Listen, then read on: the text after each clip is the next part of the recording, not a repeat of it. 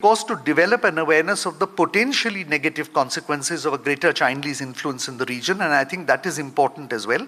And thirdly, of course, for all South Asian states to retain their agency in decision making while securing their objectives vis-a-vis whatever China has to offer. Bind you entirely to following that in the future. Because the whole idea of tendering is to get, if I may use the phrase, the best bang for the buck. And that's not necessarily the case when tendering is not done. And I think that is a vulnerability that I think South Asian states are aware of but need to be addressed.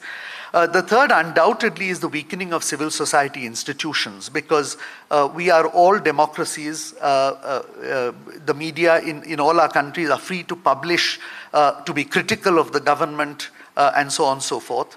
But there are specific instances, and I think people in Nepal are well aware of that, of when pressure is put on individual media or media houses or media organizations not to tell stories that are unfavorable to China, not to highlight potential malpractices in projects, or the difficulties that projects are facing, or the fact that some of these projects are not sustainable environmentally or economically. And when that silence is imposed, you do, in the long run, the country that is the recipient of that development assistance does suffer in the long run, although in the short run it might benefit.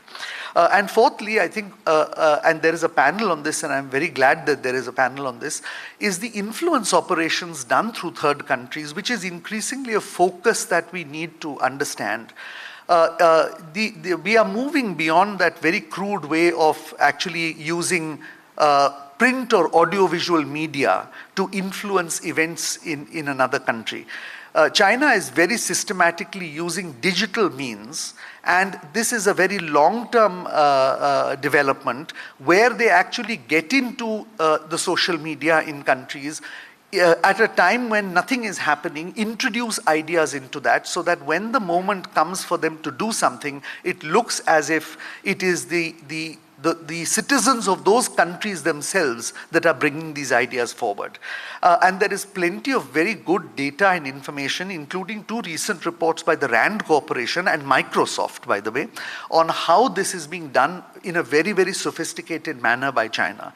Now, of course, this not only affects domestic politics, it does, but it also affects the perception in South Asian states about third countries. And that is a matter, of course, of concern to India, because when the dialogue in a particular country becomes anti-Indian in a situation where that is an idea not within the country itself, but introduced very, very subtly from outside, then it's a matter which I think is of concern. And I'm very glad, therefore, that this is a matter which is also identified as something for discussion.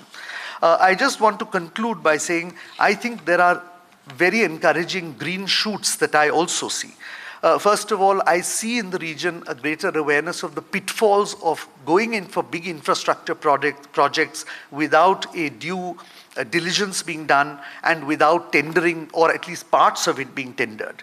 And I think that is something which hopefully going forward will lead to more balanced, more sustainable development. I think there is also a greater awareness of the involvement of China in the local politics in many countries in the region. And frankly, in some cases, they don't understand local politics because China is not a democracy. And it takes a democracy to understand how another democracy functions.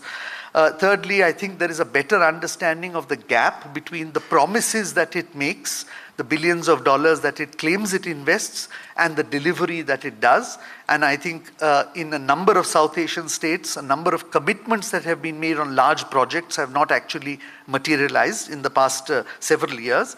And fourthly, there is also a capacity in all the South Asian states to understand that a balance needs to be done between China and with other countries which have interests in the region, including India and including the United States, the European Union, ASEAN, and so on and so forth. And you see this in the recent government changes that have happened in practically every South Asian country, Kathmandu, Male, Dhaka, Colombo, about maintaining that balance in the relationship. So I hope that the conference then can find ways to engage pragmatically with China while also recognizing the downsides of that engagement and how to mitigate that engagement.